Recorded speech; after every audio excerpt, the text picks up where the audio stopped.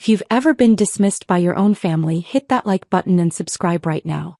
You're not going to want to miss what happened next. My name is Elena Martinez, and for 29 years I was invisible. The older sister who couldn't hack it in tech, while my younger sister Sophia became Silicon Valley's darling. The failure who worked at some boring foundation, while Sophia raised millions for her AI startup. The disappointment who lived quietly while Sophia's face appeared on magazine covers. What nobody in my family knew was that for the past 7 years, I'd been the chief investment officer of Apex Frontier Capital, an $80 billion venture fund that had backed 23 unicorns and controlled more startup capital than any private fund in North America. My signature approved or killed deals worth hundreds of millions. My investment thesis shaped entire technology sectors. And I'd kept it secret from every single person in my family. The decision to hide my success wasn't impulsive. It was strategic. When I was 22 and just graduated from Stanford with degrees in computer science and economics, I watched my family's reaction to my first job offer. I'd been recruited by a small venture capital firm that nobody had heard of, turning down positions at Google, Microsoft, and 3 hot startups. "You're going to be someone's secretary?" my mother had asked, her voice thick with disappointment.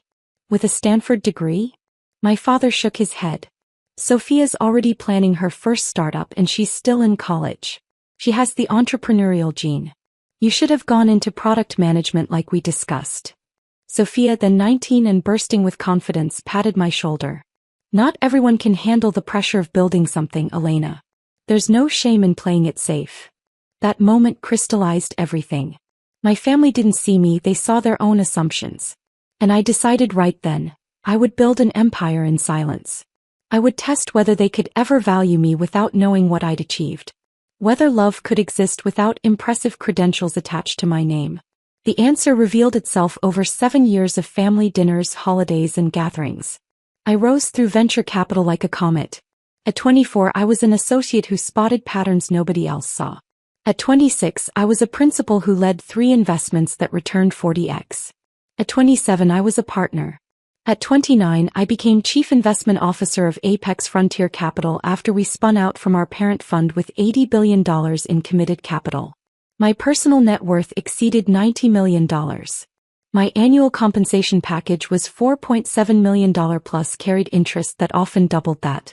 I owned a penthouse in the city's most exclusive building, purchased through an LLC so my family wouldn't know. I drove a 4-year-old Toyota because it was practical and because it maintained the fiction. The fiction that I worked at Apex Frontier Foundation, our nonprofit arm that funded tech education programs. I let my family believe I was a program officer, maybe senior if they were feeling generous. They never asked for details. They weren't interested in the boring foundation work. I did. Meanwhile, Sophia's career exploded exactly how everyone predicted. She founded Neural Vision at 21, an AI startup focused on computer vision for autonomous vehicles. She raised $800,000 in pre-seed funding, then $3 million in seed, then $15 million in Series A. By 25, she'd raised $43 million total across 3 rounds and was regularly featured in TechCrunch, Forbes, Wired. Every family gathering became a celebration of Sophia. Her latest partnership with automotive manufacturers. Her growing team, 70 employees. Her TED Talk that got 2 million views. Her appearance on the cover of Entrepreneur magazine. Sophia speaking at the AI Summit next month. Mom would announce to relatives, friends, anyone who'd listen. The keynote speaker. Can you imagine?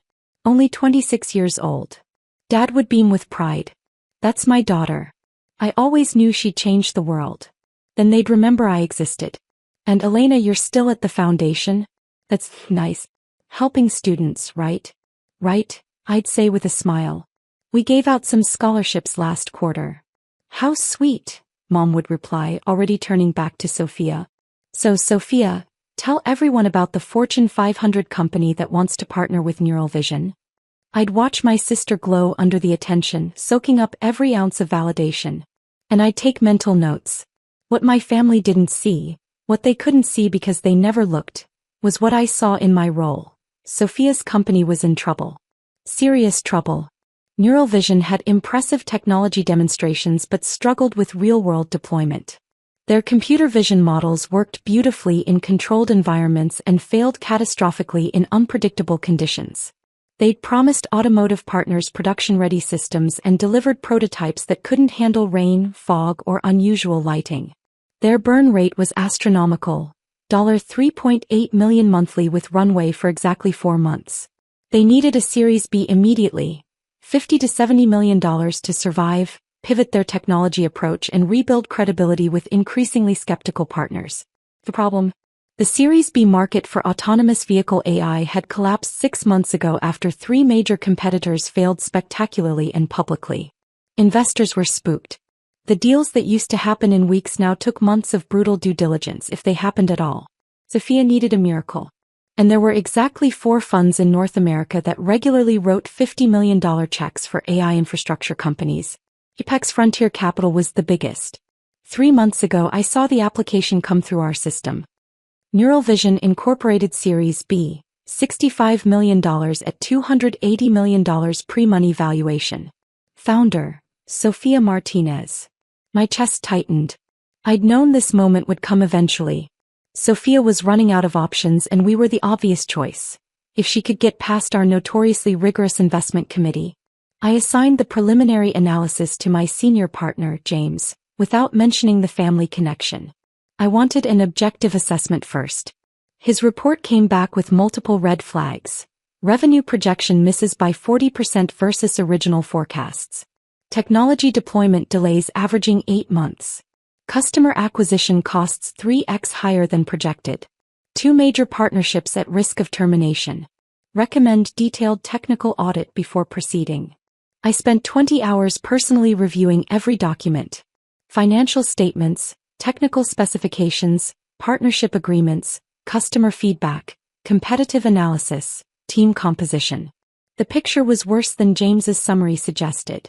Neural Vision wasn't just struggling, it was failing. The core technology had fundamental limitations nobody wanted to acknowledge.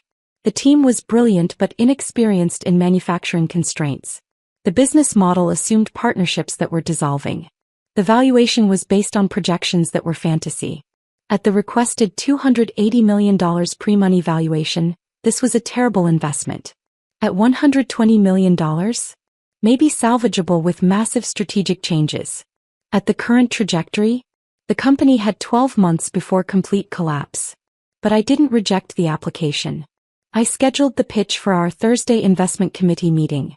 I wanted to see this play out. The week before the meeting, Sophia was insufferable at family dinner. She'd brought her CTO, a sharp guy named Derek who spent the meal name-dropping partnerships with automotive giants. Thursday's the big day, Sophia announced, practically vibrating with excitement. We're pitching to Apex Frontier Capital. They're the most selective fund in venture capital. If we land this, we're talking guaranteed unicorn status within 18 months. Mom grabbed her hand. Oh, sweetheart, I'm so proud. You've worked so hard for this. Sophia glanced at me with barely concealed pity. Elena, you probably don't follow venture capital stuff, but Apex Frontier is legendary. This is like pitching to the gods of tech investing. Elite business circles. I'm sure you'll do great, I said mildly, cutting my chicken. Derek leaned forward, confidence oozing. Most funds would kill to invest in Neural Vision. Our tech is years ahead of competitors. Thursday's really about choosing the right partner who understands our vision.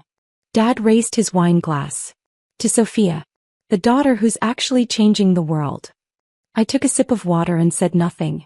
But I was already thinking about the technical audit we'd commissioned from 3 independent AI researchers. Their confidential report sat in my office safe. Neural Vision's architecture shows fundamental limitations in edge case handling. Current approach unlikely to achieve production-grade reliability without ground-up redesign. Nobody at this table knew I'd read that report a dozen times. Nobody knew I'd personally reviewed code repositories, talked to former employees, interviewed frustrated partners. Nobody knew that in 6 days, I'd be the person deciding whether Sophia's company lived or died. Drop a comment and let me know where you're watching from tonight. Thursday morning arrived cold and clear. I dressed in my standard boardroom uniform. Black Armani pantsuit, Bulgari watch, diamond studs that cost more than my family's annual property taxes.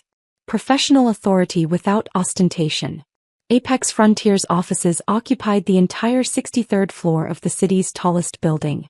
Floor-to-ceiling windows, minimalist design, walls displaying framed term sheets from our most legendary investments. Companies that had started in garages and were now worth billions. Our main conference room could seat 30 but felt intimate through careful design. 25-foot mahogany table, leather chairs that cost $4,000 each, integrated presentation technology, and lighting designed to make everyone look their best while revealing every nervous tick. At 1:45 p.m., I took my seat at the head of the table. My nameplate sat front and center. Elena Martinez, Chief Investment Officer. My 5 partners arranged themselves along both sides. James, my second-in-command who'd been in venture capital for 23 years. Linda, who specialized in AI and machine learning investments. Robert, who handled portfolio operations and could spot operational problems from a mile away. Kenji, our technical expert with a PhD in computer vision. And Sarah, who managed relationships with limited partners and understood market dynamics better than anyone I'd met. At 1:58 p.m., my assistant Michael showed Sophia and Derek into the conference room. I watched Sophia's entrance. She wore a sharp designer suit, carried herself with practiced confidence, and radiated the kind of self-assurance that comes from being told you're exceptional since childhood. Derek followed, equally polished, equally confident. Neither of them looked at me directly. I was backlit by the enormous windows, positioned at the far end of the table. Just another investor in a room full of investors. Sophia set up her laptop, smiling at the partners. Good afternoon, everyone. Thank you so much for this opportunity.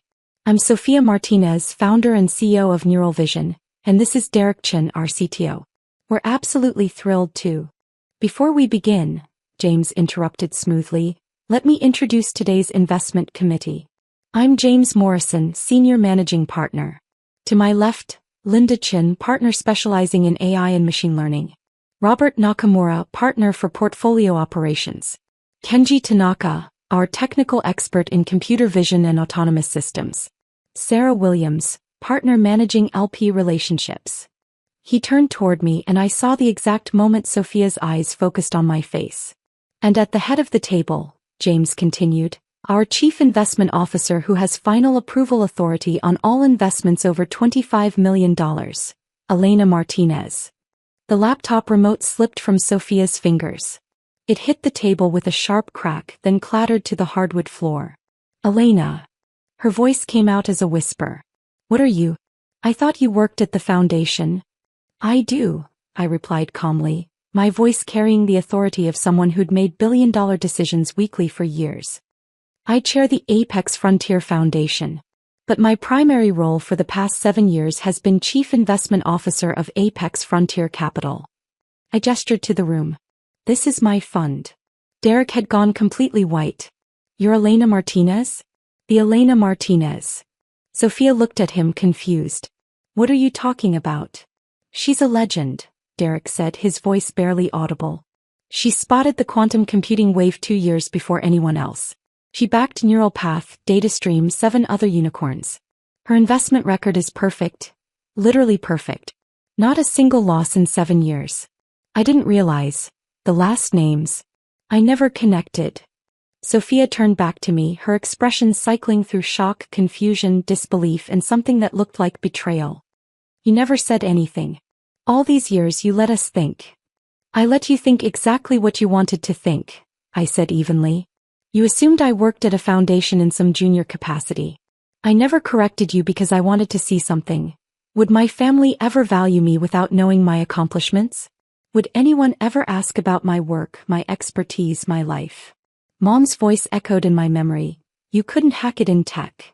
Sophia's voice. Not everyone can handle the pressure of building something. Dad's toast. The daughter who's actually changing the world. The answer, I continued, was clear. Now you're here requesting $65 million at a $280 million pre-money valuation. I've reviewed your materials extensively. Let's discuss whether Apex Frontier Capital is the right partner for Neural Vision. Sophia stood frozen, her carefully prepared confidence shattered. Derek touched her elbow. Sophia. The presentation. We have to. Right. She shook herself visibly, trying to recover. Yes. Let's begin.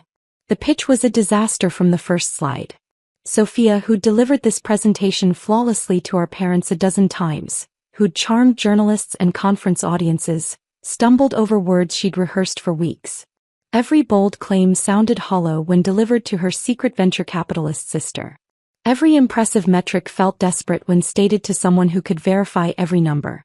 Derek tried to support her, jumping in with technical details, but he kept glancing at me nervously, which only made everything worse. 10 minutes in, Linda raised her hand. Let me stop you there, Sophia. You're showing 40% month-over-month growth in deployments.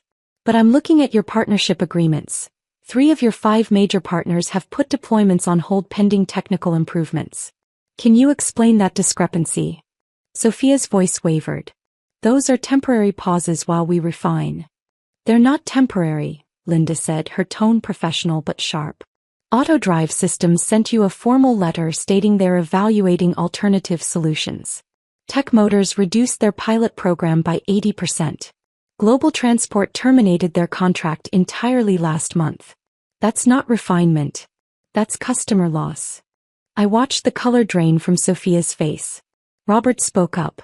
Your burn rate is $3.8 million monthly, but your current runway shows 4 months of cash. That means this isn't a growth round. It's a survival round. Why should we believe the problem is insufficient capital rather than fundamental business model issues? Our technology is sound, Derek interjected. We just need more time to optimize for real-world conditions. Is it sound? Kenji's voice was quiet but devastating. I reviewed your technical specifications. Your models show 98% accuracy in controlled environments and 76% accuracy in real-world deployment.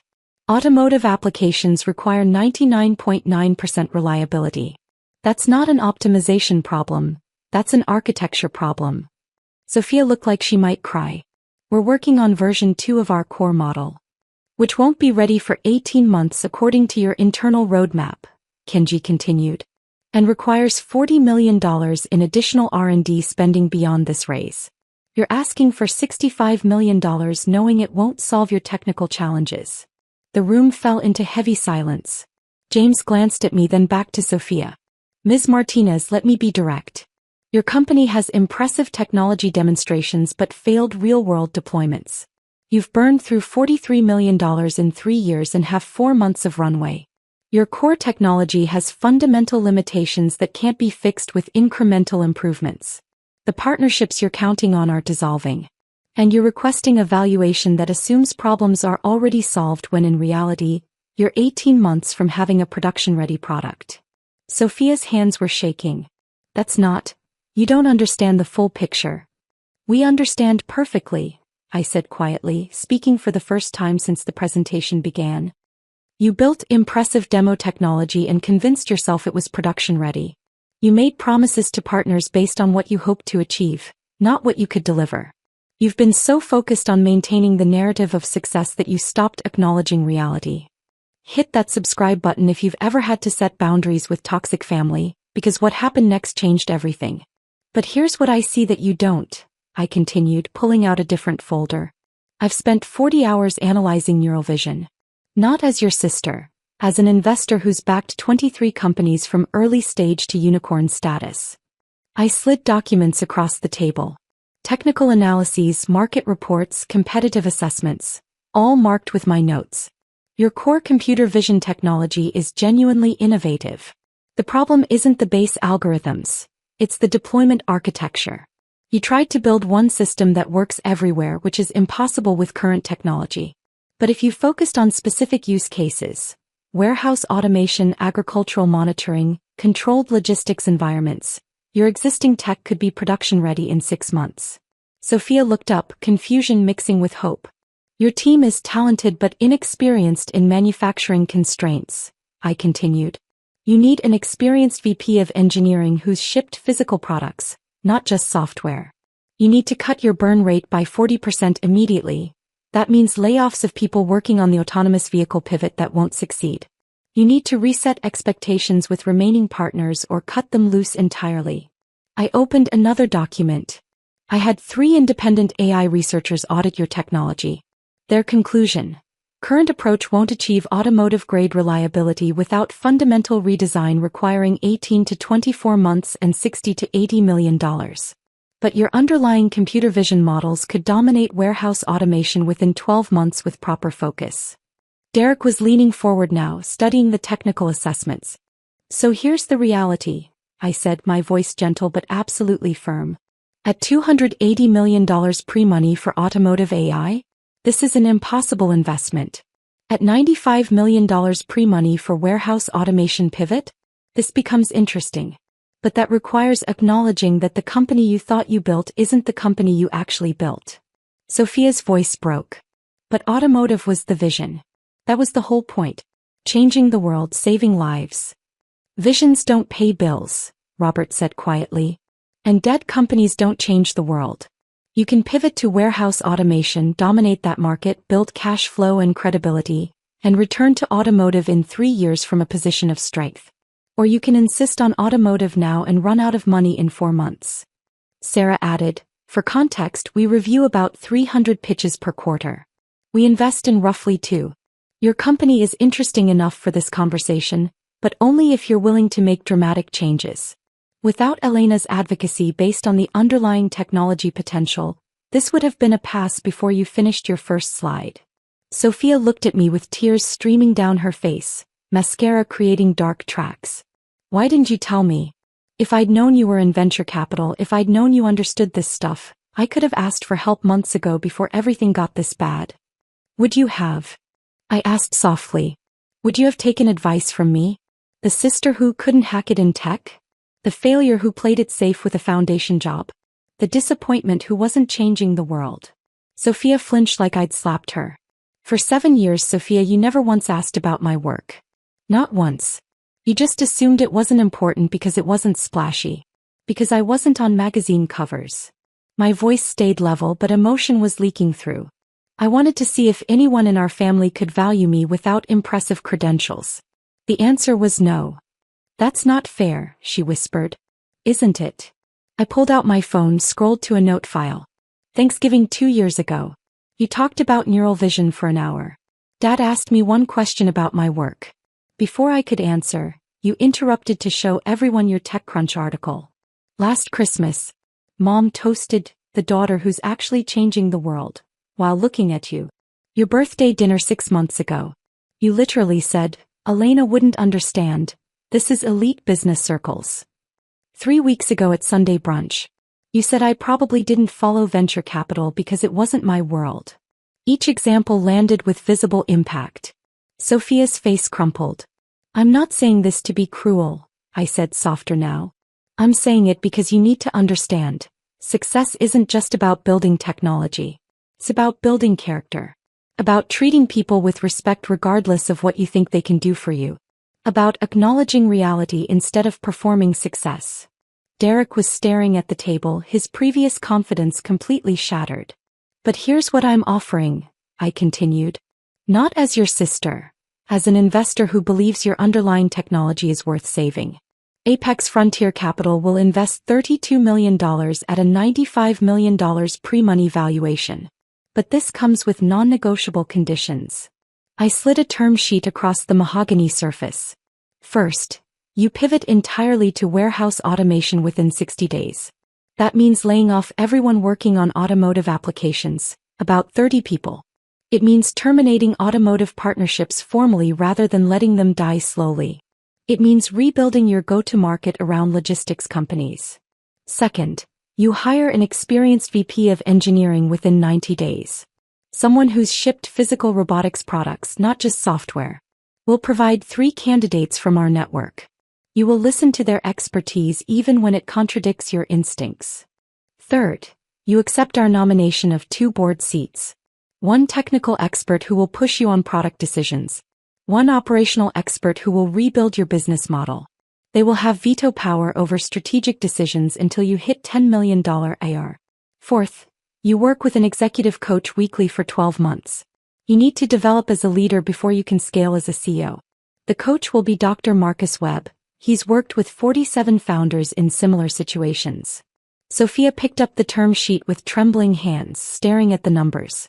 That's less than half what we requested, she said, voice barely audible. It's exactly what you need to execute the pivot I outlined, I replied. More money would just extend your runway while fundamental problems got worse. This is enough to rebuild properly or fail honestly. James spoke up. For context, Ms. Martinez, your company was a borderline rejection. The only reason this term sheet exists is because Elena saw potential in the base technology despite catastrophic strategic execution. Without her advocacy, we would have passed in the first 15 minutes. Sophia looked up at me, tears flowing freely. Why would you help me? After everything I said, everything our family said about you. Because you're my sister, I said simply. And because Abuela Rosa always said that family means showing people who they can become, not just punishing them for who they've been. Our grandmother, who'd passed away when I was 25, had told me that when I was struggling in my first venture capital role. She'd been the only family member who ever really saw me. But understand this clearly, I continued, my voice hardening. This is a business investment, not a family favor. If you take our money and don't execute on this pivot, if you chase the automotive dream instead of focusing on warehouse automation, if you ignore our board members' guidance, if you prioritize looking successful over being successful, I will remove you as CEO. I will protect our investment and your employees' jobs, even if that means protecting them from you. The room went absolutely silent. Sophia wiped her eyes, smearing mascara further. That's fair. You have 72 hours to decide, I said. Talk to Derek. Talk to your existing board. Run the numbers honestly. Think about whether you're ready to admit that the company you imagined isn't the company you need to build. And Sophia. She met my eyes. Your technology is worth saving. The question is whether your ego will let you save it. The meeting ended. Derek practically carried Sophia out, her entire body language radiating shock and devastation. After they left, Linda turned to me. That was brutal. Are you okay? I'm fine, I said honestly. That conversation needed to happen. One way or another. Do you think she'll take the deal? Robert asked. 60-40 in favor, I said. She's smart enough to know it's her best option. But pride is a powerful drug. Kenji nodded slowly. For what it's worth, Elena, that was masterful. You were honest without being cruel, firm without being vindictive. That's why you're the best at what you do. I gathered my materials and returned to my office. The city sprawled 63 floors below, millions of people fighting to build something meaningful. My phone rang 40 minutes later. Mom's number. I almost sent it to voicemail. But I answered. Elena. Mom's voice was tight, furious. Sophia just told us what happened. How could you? Humiliating your sister in front of her team? Making her feel like a failure? She's devastated. I gave her honest feedback on her company, Mom. That's my job. You could have told us. All these years, letting us think you were just working at some foundation. I let you think what you showed me you believed, I said calmly. That my work wasn't worth asking about. That my achievements didn't matter. That Sophia was the only daughter worth celebrating. That's not true. It is true, Mom. And you know it. How many times did you ask about my career? Really ask and listen to the answer instead of waiting to talk about Sophia again. Silence. I'm offering Sophia the best deal she's going to get, I continued. I'm using my professional reputation to back her company despite serious problems. I'm giving her access to expertise that most founders never get. I'm doing it because she's my sister and I believe she can become the leader her company needs. But I won't enable her delusions and I won't pretend her company is succeeding when it's failing. You're being vindictive, Mom said, but her voice had lost its conviction. No, Mom. I'm being honest. There's a difference. Sophia has 72 hours to decide if she wants to save her company or save her ego. That's her choice. I heard Dad's voice in the background, angry and muffled. Dad wants to talk to you, Mom said. I know what Dad wants to say. That I should support family unconditionally. That Sophia deserves better from her sister. That I'm being cruel. Well, tell Dad this. I've spent 29 years watching him celebrate Sophia's every achievement while treating mine as invisible. I've watched him invest in her companies while never asking about my career. I've sat through countless toasts to the daughter who's actually changing the world. while being treated as the daughter who settled for safe.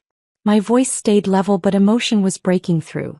So no, I don't particularly care what Dad thinks about how I run my fund or evaluate investments. He lost the right to my professional respect about 7 years ago. Elena, I have another call, Mom. If Sophia wants to discuss the term sheet, she has my office number. My actual office number, which none of you ever bothered asking for. I hung up and stared out the window at the city lights beginning to glow in the dusk. The next 72 hours were radio silence. I buried myself in work. Portfolio company board meetings, 3 new pitch evaluations, strategy sessions with my partners on market trends. I didn't check my phone obsessively. I didn't refresh my email every 5 minutes. I'd made my offer. Sophia would either accept reality or she wouldn't. Monday afternoon, Michael buzzed my office. Elena? Sophia Martinez is here. She says she needs to speak with you. Send her in. Sophia walked into my office looking like she hadn't slept in days. No makeup, hair pulled back in a messy ponytail, jeans and a Stanford hoodie instead of her usual polished presentation. She looked more like the little sister I remembered from childhood than the CEO who'd graced magazine covers. She stood in front of my desk and for a long moment neither of us spoke. I'm taking the deal, she finally said. All of it. The lower valuation, the pivot, the board seats, the executive coach. Everything. Hey, I said. Sit down. Let's talk through timeline and execution. She collapsed into the chair looking exhausted. Derek and I spent 3 days doing brutal analysis. You're right about everything. The automotive approach, the technical limitations, the partnership failures. We've been lying to ourselves for 18 months about how bad things really were. That's common, I said. Founders often can't see their companies objectively. That's why outside perspective matters. It's more than that. Her voice cracked. I was so invested in being the success story, in proving I was the golden child everyone believed in, that I stopped actually building a good company. I made every decision based on what would impress people, not what would work. She wiped her eyes. And I treated you like you were nothing. For years. Because having a sister I could look down on made me feel more successful. I didn't say anything. Just listened. Abuela Rosa used to tell me I had a gift for seeing the future, Sophia continued.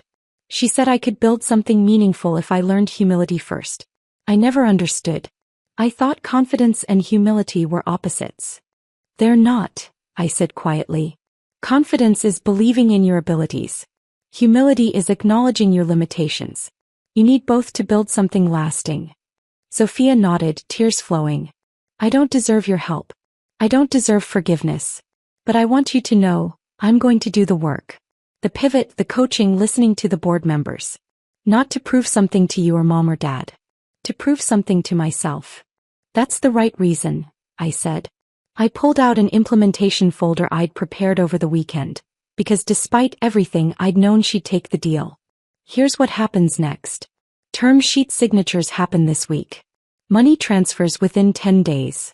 Marcus Webb starts coaching next Monday. Board members get appointed within 30 days.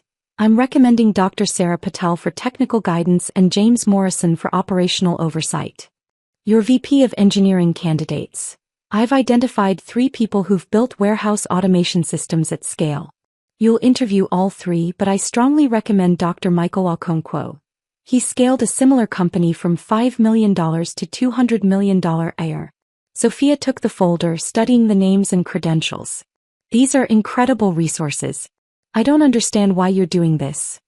Because your technology is genuinely innovative, I said. Because 30 employees depend on you making good decisions. Because the warehouse automation market needs better solutions. And yes, because you're my sister and I believe you can become the leader your company needs. But understand, I continued, leaning forward, what happens with this investment is separate from what happens with our relationship. If you want to rebuild things between us as sisters, that's different work. It doesn't depend on whether Neural Vision succeeds or fails. It depends on whether you're willing to see me as a complete person, not just a reflection of your success. Sophia met my eyes. I want that. The relationship. Not because you're funding my company, because I miss having a sister. I miss the person who used to help me with homework and believed in my dreams before I became so obsessed with being impressive. I'm still that person, I said. I just stopped waiting for my family to notice. She nodded. Can we have coffee? Not to talk about business. Just to talk. Like sisters who actually know each other. I'd like that, I said. And I meant it. The term sheet was signed 4 days later. The $32 million hit Neural Vision's account the following week. Sophia hired Dr. Webb and started executive coaching. Dr. Patel and James joined the board and immediately began pushing Sophia in uncomfortable but necessary directions. The pivot was brutal. Sophia had to lay off 32 people, everyone working on automotive applications. She had to formally terminate partnerships she'd thought would define her career. She had to admit to her team, to the press, to everyone watching that Neural Vision was changing direction fundamentally. But she did it. With coaching, with board guidance, with Derek's support, she executed the pivot. 5 months later, Neural Vision signed their first major warehouse automation client, Amazon, piloting the system in 3 distribution centers. Then Target. Then Walmart. The technology that had failed in unpredictable outdoor environments excelled in controlled warehouse settings. Revenue accelerated. The company culture stabilized. The team, now leaner and more focused, started believing in the mission again. Sophia and I had coffee every week. Sometimes we talked about business, she asked questions, I shared perspective from managing dozens of portfolio companies. But mostly we talked about life. About the pressure we'd both felt growing up. About how our parents' expectations had warped us differently. About who we wanted to become. Our parents took months to understand what had happened. Dad was furious that I'd forced Sophia to downsize. Mom kept insisting I should have just given her the money without conditions. I let them be angry. Their opinions didn't define me anymore. But slowly something shifted. Dad asked me about a business problem. First time ever seeking my professional opinion. Mom mentioned to her friends that both my daughters are successful in technology, just different paths. Small steps, but steps forward. 11 months after that boardroom confrontation, Neural Vision raised their Series C at a $340 million valuation.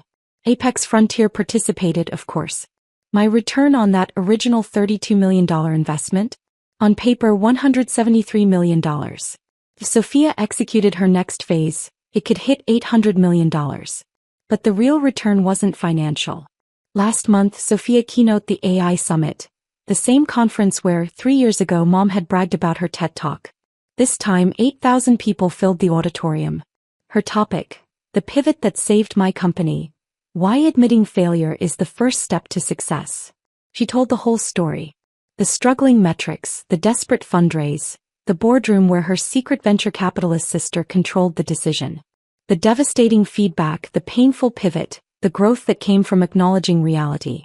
The best thing that ever happened to my company, she said from that massive stage, was someone loving me enough to tell me the truth. Even when that truth destroyed the story I'd built my identity around. Even when it meant confronting every assumption I'd made about success. She paused, looking directly at where I sat in the front row. Elena. My sister, my investor, my toughest board member. Thank you. For seeing what my company could become. For believing I could grow into the leader it needed. And for never giving up on me as a sister, even when I'd given you every reason to. 8,000 people stood and applauded. I sat in my office that night watching the recording of her keynote and thought about Abuela Rosa. About how she'd always said real success meant lifting others up, not climbing over them. About how she'd believed in both of us, differently but equally. I hope I made you proud, Abuela, I whispered. My phone buzzed. Text from Sophia. Sunday dinner at my place? I'm cooking. And I want to hear about your week for once. Really hear it. I smiled and texted back, deal. But I'm bringing wine. If you've ever had to walk away from people who couldn't see your value or set boundaries that felt impossible, or build success despite everyone counting you out, tell me your story in the comments. What would you have done? Does any of this feel familiar? Because sometimes the greatest gift you can give someone isn't money or opportunity or connections. It's honesty. Especially when that honesty shatters the comfortable fiction they've been living in. And sometimes being family means caring enough to let someone fail so they can learn how to succeed for real.